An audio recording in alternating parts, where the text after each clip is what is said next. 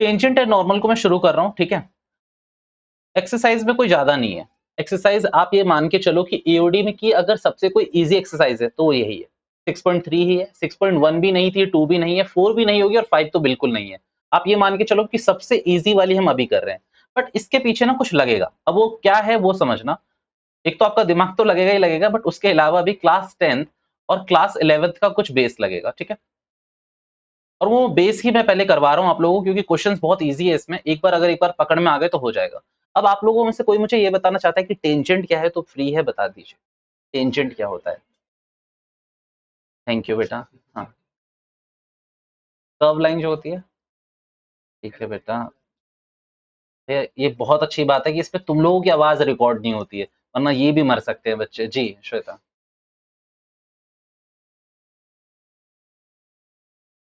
वो जो सो हो चुका है, अब इधर आ जाओ, मैं समझ गया। थैंक यू बेटा। तुम ये जो क्लैरिफिकेशन दे देते हो ना, इसमें मुझे ज्यादा खुशी होती है। और आप लोगों के मन में भी आता होगा कि भैया आपको पता है कि आपको बेइज्जती करनी है, और हमें पता है हमें बेइज्जती करानी है, तो एक काम करा करो, डेली डायरेक्ट बेइज्जती करा कर हमें पढ़ाना शुरू कर दिया करो। अब ध्यान से सुनना। बच्चों जो बचपन में पढ़ते हैं पहले एक बार वो सीख लेते हैं, एक बार बचपन वाला सीख लेते हैं, ठीक है। तो एक बार आपको मजा आ जाएगा उसमें। आप लोगों ने क्लास 10 तक सीखा होता है कि भैया एक सर्कल है, इस सर्कल से एक लाइन किसी एक पॉइंट पे टच होते हुए जा रही है। भैया कुछ तो याद आ रहा है ऐसा फिगर, ठीक है। Chapter number 10th, class 10th, ठीक है, सर्कल्स का ही था वहां पर। अब भैया ये सर्कल है तो इसकी रेडियस होगी, और यहाँ पर किसी एक पॉइंट पे छुएगा। अब देखो एग्जैक्टली मेरा भी नहीं बनाया शायद, बट वो किसी सिर्फ एक पॉइंट पे, सिर्फ एक पॉइंट पे, ठीक है, वो टच करेगा ये लाइन। और ये लाइन क्या होगी, इस सर्कल से क्या कहा जाता था कि भैया क्या होगी, परपेंडिकुलर होगी। अब है क्या, इसी को टेंजेंट कहा जाता है, नो डाउट, इसी को टेंजेंट कहा जाता है। बट क्लास 11th में आपने एक चीज सीखी कि कर्व बहुत तरीके के हो सकते हैं। बेटा एक तो सर्कल भी है, कर्व है, और बताइए क्या क्या है। हाइपरबोला, पैराबोला, एलिप्स, वो भी है। भैया क्या हमें वो याद रखना है, कोनिक सेक्शन? नहीं नहीं, आपको याद कुछ भी नहीं रखना है, बस आपको ये मान के रखना है कि ये जो मैं सर्कल यूज कर रहा था ना बच्चों, ये circle can be replace with any curve. यहाँ पर कोई भी कर्व हो सकता है जो उस कर्व को एक ही पॉइंट पे छुएगा। अब मान लो मैं यहाँ पर एक एग्जांपल लेता हूँ, कि किसकी शेप बनाई मैंने बताना चाह रहा, हाइपरबोला, पैराबोला, क्या है ये? मतलब एक यू शेप बनती थी ना, क्या था ये पैराबोला था ये, ठीक है। अब इस पैराबोला को आपने क्या करा, अच्छा वो मत करना कि क्या कहते हैं कि नहीं आता तो हमें नहीं सीख पाएंगे हम लोग, बिल्कुल सीख जाओगे। ये बस मैं एक छोटा सा बेस बिल्ड करने की कोशिश कर रहा हूँ कि एटलीस्ट पता हो टेंजेंट क्या है, वरना जो टेंजेंट मुझे कराना है ना 6.3 में आपको, उसमें कुछ भी नहीं है। आप ये मान के चलो कोई फिगर नहीं बनानी, उसमें एक फिगर नहीं बनाएंगे हम लोग, पक्की बात है ये। अब सुनना, ये मैंने आपको बना के दिया पैराबोला।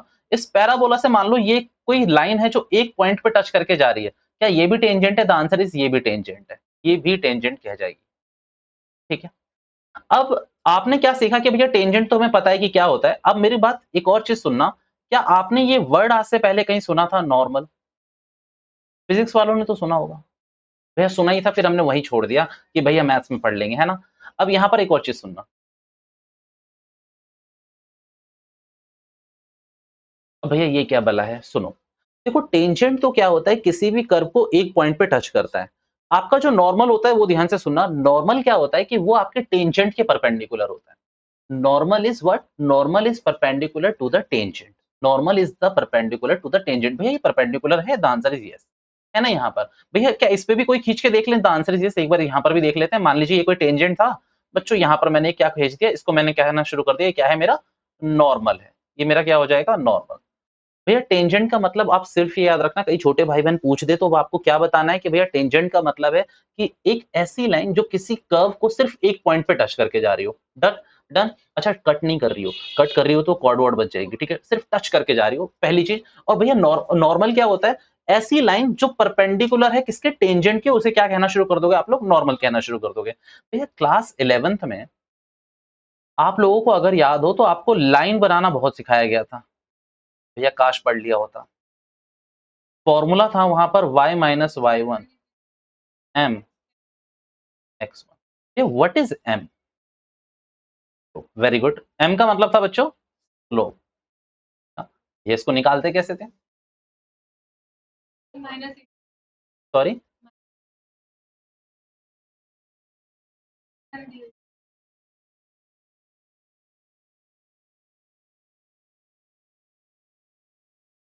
मैं बता रहा हूं, मैं आपको भी क्लैरिफाई कर रहा हूं। आपने बोलने की कोशिश करी mx plus B, y is equals to mx plus B या फिर ax प्लस बी भी कई बच्चे कहते हैं उसको। बच्चों वो ना आपकी लाइन इंटरसेप्ट फॉर्म थी, उसको भूल जाओ। यहाँ पर मैं सिंपल कह रहा हूँ कि मान लो आपको अगर दो कोऑर्डिनेट दिए गए हैं तो आप कैसे आप क्या बना सकते हो, स्लोप बना सकते हो। मेरा एक एग्जांपल सुनना यहाँ पर। Nice phone.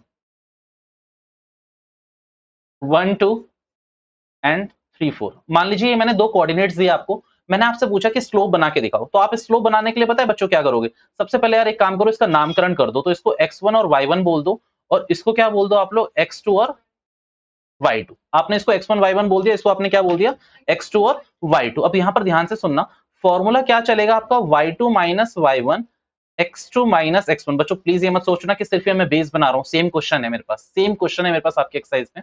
अच्छा y2 माइनस y1 यानी कि 4 माइनस 2, और यहाँ पर क्या हो जाएगा आपका 3 माइनस 1। बेटा answer will be I guess 1।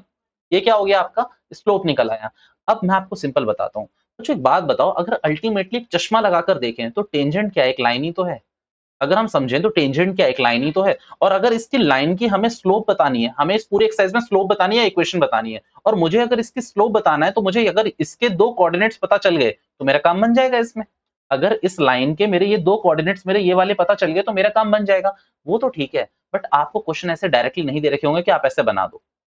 ठीक है, गॉट माय पॉइंट? ऐसे नहीं दे रखे होंगे। आपको क्या करना है, सुनना ध्यान से। आपको मैं स्लोप का एक और तरीका बता रहा हूँ। बात बताओ, चैप्टर कौन सा पढ़ रहे हो तुम लोग?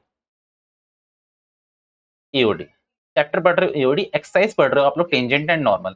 अब इसमें एक ध्यान समझना कि अगर एप्लीकेशन ऑफ डेरिवेटिव है तो डेरिवेटिव का यूज तो दिखाओ भैया। अब समझना ये कि आपको क्या कर रखा होगा, इसकी कोई इक्वेशन दे रखी होगी। अब लेट्स से इसी वाले क्वेश्चन पे दोबारा से आते हैं। एक बात बताओ, इसकी मुझे इक्वेशन बना के दिखाओ। तो इक्वेशन बनाओगे तो क्या बनेगी आपकी, y minus y1 m x minus x bye minus x1। ठीक है, अब y तो यहाँ पर मुझे पता नहीं क्या है, बट y1 मेरा कितना था बच्चों, 2। मैंने स्लोप कितना निकाला बच्चों, 2। x मेरा कितना, सॉरी स्लोप मेरा 1 निकला है, x और x1 कितना है मेरा बच्चों, 1। ठीक है। अच्छा वैसे इस इक्वेशन को अगर सही से देखने की कोशिश करूं तो क्या ये x माइनस 1 प्लस 2 है क्या, और y इज इक्वल्स टू कितना हो जाएगा मुझे बताना, x प्लस 1 है क्या? पक्की बात है। अब मैं आपको मदद सिखाने चल रहा हूँ एओडी की। बच्चों ये पुरानी बातें थी सारी की सारी, नहीं भी आई तो चल जाएगा क्योंकि मेरे को एक ही दो क्वेश्चंस में काम है इसका। अब समझना कि एओडी का यूज कहाँ से आया। मान लो आप जैसे बच्चे को सिर्फ डिफरेंशिएशन आता था, सिर्फ क्या आता था, डिफरेंशिएशन। आपसे किसी ने कहा कि ये टेंजेंट की इक्वेशन है। क्या है ये, टेंजेंट की इक्वेशन है। तो आपके दिमाग में एक बात तो ये चलने लग गई होगी कि ये एक लाइन है और ये एक लाइन किसी कर्व को टच कर रहा होगा किसी एक पॉइंट में। आपसे वहां पर एग्जामिनर पूछ दे कि इसका स्लोप बताओ, आपसे पूछ ले स्लोप बताओ।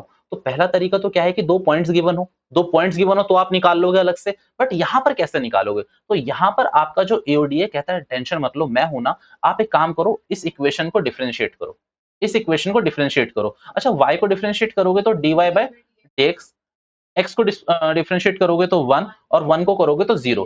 भैया आपको मैं बता दूं, आपका एओडी बोलता है कि यही क्या है, स्लोप है। यही क्या है, स्लोप। अच्छा किसका स्लोप, स्लोप ऑफ टेंजेंट।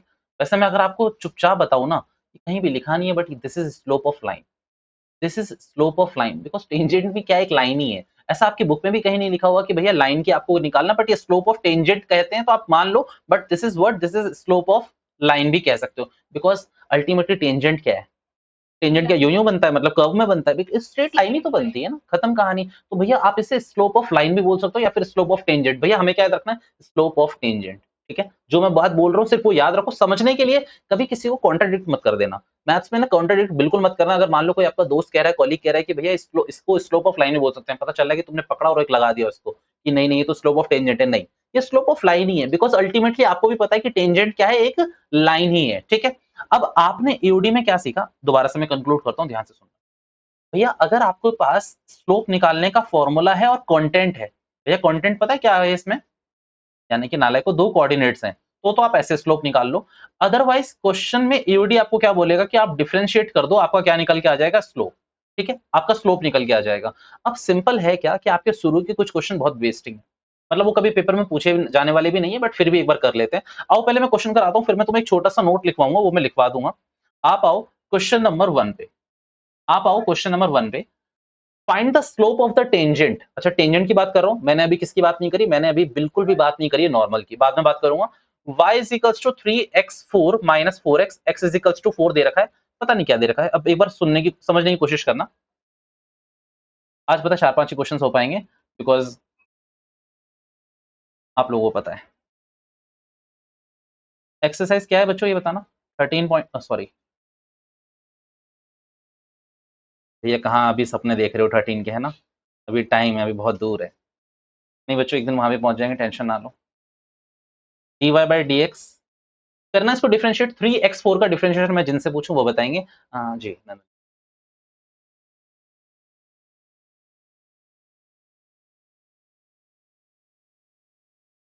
कुछ नहीं कह सकते, थोड़ी बीमार है। सॉरी, मतलब पैरासीटामोल काम करिए अमित के। अच्छा बच्चों हो क्या रहा है पता, आपके संग पता है क्या हो रहा है। आप लोगों का दो चीजें हो सकती है, या तो आपको डिफरेंशिएशन बिल्कुल समझ गए हैं, जो कि मैं मानता हूं ऐसा नहीं होना चाहिए, ठीक है, और शायद ऐसा नहीं है, या फिर आपको समझ आ गया, आप लोग ओवर कॉन्फिडेंस हो गए और आप लोगों ने प्रैक्टिस थोड़ी कम करी है।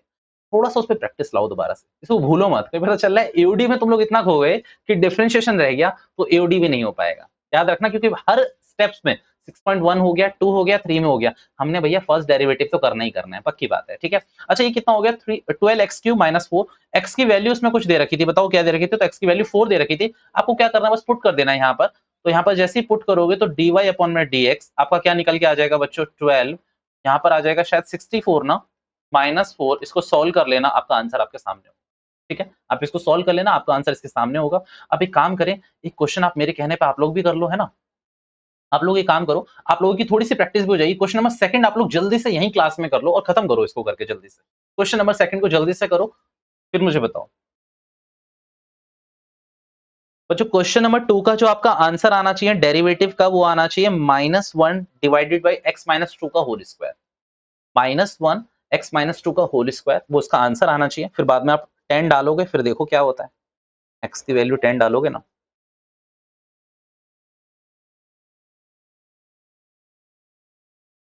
ये क्वेश्चन उठा, क्वेश्चन करते करते सुनना कि स्लोप नेगेटिव हो सकता है, इसलिए हो सकता है। अरे तुम चढ़ते भी हो उतरते भी हो, slope can be negative positive as well, कुछ भी हो सकता है स्लोप, ठीक है। Come on.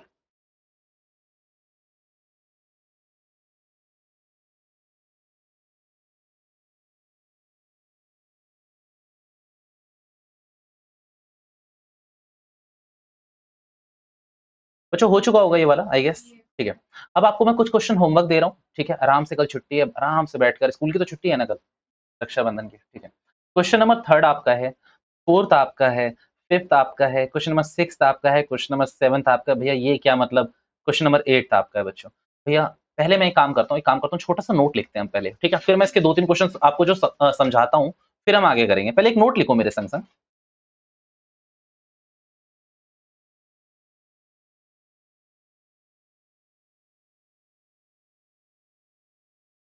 In this unit we will work on slope of tangent and normal.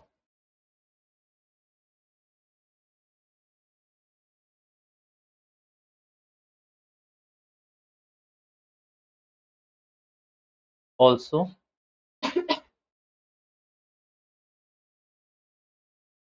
equation of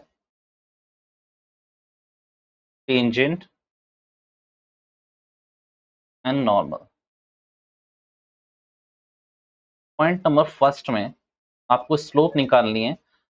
दो कोऑर्डिनेट्स गिवन है, लेट्स से x1 और y1 आपको गिवन है, एंड x2 और y2 आपको गिवन है। तो आपको स्लोप निकालना है। आपने स्लोप निकाला तो m क्या है, m इज योर स्लोप, ठीक है। फॉर्मूला होगा y2 minus y1, x2 minus x1। Second, when equation is given, ये इक्वेशन दे रखी है क्वेश्चन में, अब आपका डेरिवेटिव शुरू हो जाता है। आपको क्या करना है, differentiate both side with respect to x, वैसे जो भी होगा आप उसके रिस्पेक्ट में करेंगे, वो आपका स्लोप होगा। मीन्स आप ये कहना चाहते हैं m इज इक्वल्स टू आपका dy अपॉन में dx, जो भी आएगा वो आपका स्लोप होगा। This is what slope of tangent, ये आपका स्लोप ऑफ टेंजेंट है। बच्चों मैं यहाँ पर चैलेंज नहीं कर रहा हूँ कि मैं इसको लाइन लिखूं, तो मैं यहाँ पर स्लोप ऑफ टेंजेंट ही लिख के छोड़ दे रहा हूँ। हमने अपने को क्या करना है क्वेश्चन से, ठीक है। स्लोप ऑफ टेंजेंट एक और इंपॉर्टेंट लाइन में लिखेंगे, यहाँ तक है सबके सब साथ। तो यहाँ पर एक y minus Y one M X minus X one, ये आपको बचपन की याद दिलाएगा। और इसके आगे लिख के रखो equation of line, this is what equation of line, ठीक है। ये इक्वेशन ऑफ लाइन है बच्चों। यहाँ तक जल्दी से मुझे डन बताओ और फिर मैं आगे बढ़ता हूँ। बोल सकते हो आप, मुझे बताओ कहाँ ऊपर करना है, यहाँ पे। तो कॉपी कर लो सब। फिर मैं आपको एक चीज बता रहा हूँ, तुम लोगों ने एक बात नोटिस करी या नहीं करी पता नहीं मुझे। मुझे एक बात बताओ, ये जो फॉर्मूला लगाया y2 minus Y one divided by x2 minus x1 और दूसरा फॉर्मूला लगाया आपने डिफरेंशिएशन करके, दोनों में स्लोप सेम आता है क्या? अगर दोनों में स्लोप सेम आता है तो आपने दो तरीके क्यों सीखे हैं भैया? और अभी आपने ऐसा कोई एग्जांपल देखा जिसमें स्लोप सेम आए हो? देखा किसी ने? जी अमित?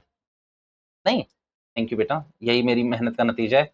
ये हो जाता है बेटा, कोई बात नहीं। तुम लोग तो कभी कभी ऐसा दिल दुखा देते हो ना मेरा, क्या बताऊं मैं।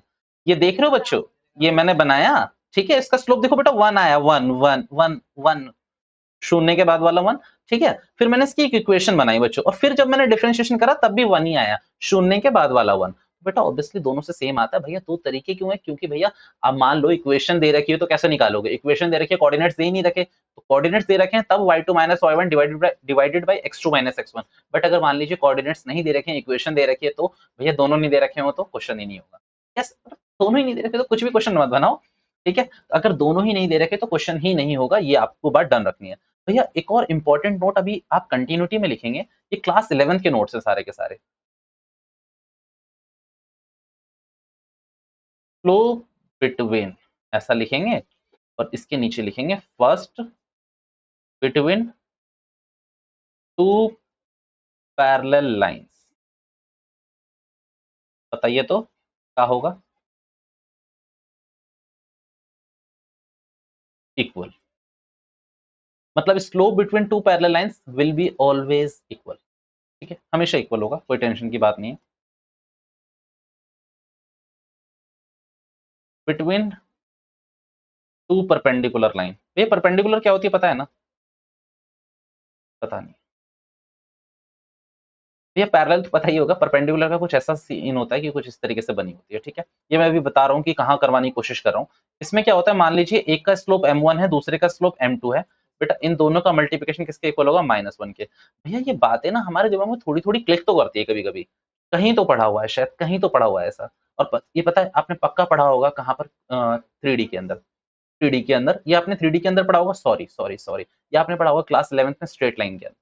ये क्लास 11th में आपने स्ट्रेट लाइन के अंदर पढ़ा होगा भैया, वही एक ऐसी एक्सरसाइज थी जो हम छोड़ के गए थे। तो कोई बात नहीं, यहाँ पर आप बस सीख लो कि भैया दो पैरेलल लाइंस के बीच का स्लोप क्या होता है? इक्वल होता है। छोड़ के जाते हैं इसलिए मैं कह रहा था, क्या कहते हैं, यहाँ पर दो पैरेलल लाइंस के बीच का स्लोप क्या होगा? इक्वल होता है, ठीक है। और अगर परपेंडिकुलर है तो क्या रिलेशन बनता है? m1 इज इक्वल, m1 को अगर m2 से मल्टीप्लाई करते हो तो -1 आता है। भैया इसका प्रूफ देखने की कोई जरूरत नहीं है, कोई जरूरत नहीं, क्योंकि क्लास 11th में होते तो मैं करवाता। अभी के लिए तो बस आप याद रख लीजिए इस कॉन्सेप्ट को, चल जाएगा काम। भैया कोई तरीका बताओ कि इसमें आपने ये वाला क्यों बताया? मैंने कहा सुनना मेरी बात ध्यान से, पहले एक काम करें, इसका क्वेश्चन देख लें बच्चों, इस वाले का। मतलब मैंने बहुत सारे क्वेश्चन टिक कराए, तुम लोगों ने ऑब्जेक्शन भी नहीं करा। तो क्वेश्चन नंबर थर्ड आप लोगों का है, फोर्थ आप लोगों का पूरा है। बट अगर आप लोग क्वेश्चन नंबर फिफ्थ पे आते हैं तो आप लोग मुझसे नाराज हो जाएंगे, कहेंगे कि भैया यहाँ तो नॉर्मल है और आपने नॉर्मल का अभी तक हमें कुछ नहीं बताया। कुछ भी नहीं बताया मैंने कहा मैं बता रहा हूँ। आप एक काम करो ना, छोड़ो ना यार, आप आओ क्वेश्चन नंबर 8 में। पहले क्या लिखा हुआ है? From find a point on the curve. बेटा आपको पॉइंट बताना है इस कर्व पे, at which the tangent is parallel to the chord और जॉइनिंग द पॉइंट्स दिस। भैया टेंजेंट के आपको दो कोऑर्डिनेट्स बता रखे हैं, सुनना मेरी बात, टेंजेंट के आपको दो कोऑर्डिनेट्स बता रखे हैं, एक 2,0 और दूसरा 4,4।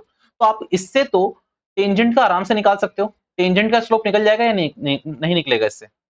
टेंजेंट का स्लोप इससे पक्की बात है निकल जाएगा, ठीक है। अच्छा मैं निकालने की कोशिश करूं तो 4 - 0 और 4 - 2, तो this will be I guess 2, 2 निकलेगा, ठीक है। अब अगर एक मेरी बात ध्यान से समझो, इससे भी निकल सकता है क्या स्लोप? Answer is yes. ये इक्वेशन है, मैंने हमेशा बोला कि इक्वेशन को क्या करना है आपको? डिफरेंशिएट करना। और क्या निकलेगा पता है आपको? 2x - 2, यही निकलेगा ना। इसको डिफरेंशिएट करोगे तो यही निकलेगा। आपको इस क्वेश्चन में कुछ नहीं करना, इसको इसके इक्वल रख देना है। भैया ये कैसे पता चला आपको? नालायकों, मैंने अभी बोला ना, दो पैरेलल लाइंस के बीच का स्लोप इक्वल होता है, तो यहाँ पर ये पैरेलल ही तो बोली हुई है, आप देखो ध्यान से।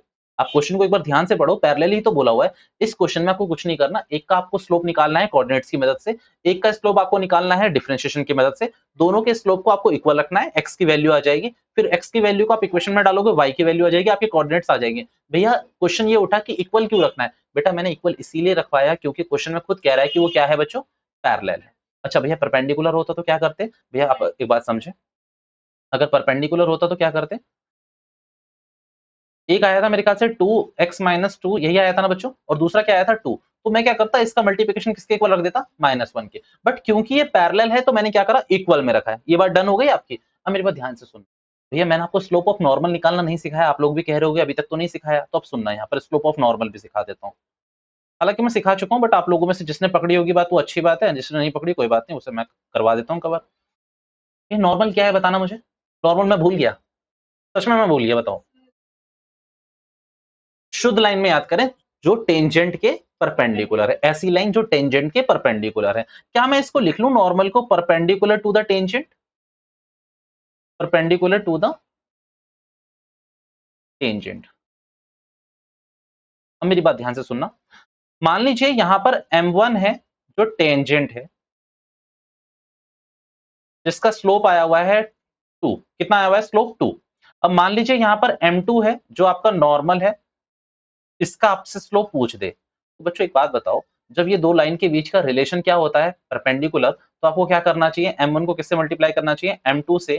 किसके इक्वल आना चाहिए वो, -1 के। m1 कितना है अपना 2, m2 कितना है आपका, m2 पता ही नहीं है भैया, तो m2 यहाँ पर कितना निकल के आ जाएगा बताना जरा, -1/2। अर्थात अर्थात कॉन्सेप्ट ये बनता है, slope of normal is equals to 1 -1 upon slope of tangent. अच्छी हो गई बात, डन। कोई बड़ी बात तो थी नहीं, इसको अच्छे से प्लीज उतार के रख लीजिए, और एक बार मेरे संग क्वेश्चन नंबर एक ये वाला देख लीजिए। मान लीजिए अब आपको इसमें स्लोप ऑफ द ये वाला पढ़ लो, एक बार 6 क्वेश्चन नंबर देख लो। भैया एक बात बताओ, 5th और 6th याद तो है ना, ये कौन से हैं आपके? 5.5 मीन्स आपको यहाँ पर dx अपॉन में d थीटा करना पड़ेगा, dy अपॉन में d थीटा करना पड़ेगा, तब जाके निकलेगा dy अपॉन में dx। ठीक है, अब बच्चों जो dy अपॉन में dx निकला है वो बताओ क्या है, स्लोप ऑफ टेंजेंट है। उसको क्या करोगे, रेसिप्रोकल कर दोगे माइनस के संग, तो क्या निकल आ जाएगा, स्लोप ऑफ नॉर्मल निकल के आ जाएगा। मैंने आपको रिलेशन बता दिया क्यों है, क्योंकि m1 और m2 का, यानी कि दो परपेंडिकुलर लाइन का जो स्लोप होता है उनका मल्टीप्लिकेशन -1 के इक्वल होता है। कम ऑन, इसको जल्दी से उतार लो, आज के लिए हम इतना ही रखेंगे। प्लीज कल तक इस क्वेश्चन को अच्छे से कर लेना, ठीक है? उतार लीजिए, इसको कॉपी कर लीजिए, ऊपर कर दूं क्या मैं यहाँ से? कम ऑन जी, नेगेटिव रेसिप्रोकल, नेगेटिव रिवर्स मत बोलना, नेगेटिव रेसिप्रोकल बोलना हमेशा। इनवर्स तो सूट ही करेगा, रेसिप्रोकल ही करना है मेरे ख्याल से, तो नेगेटिव रेसिप्रोकल। बाकी याद रखने के लिए आप अपने मन में कुछ भी कर सकते हैं, वहां लिखना नहीं है कॉन्सेप्ट, ठीक है? कम ऑन, चलिए कर लीजिए पैकअप, आज के लिए इतना ही रखता हूं मैं, ठीक है? चलो बाय बाय बच्चों।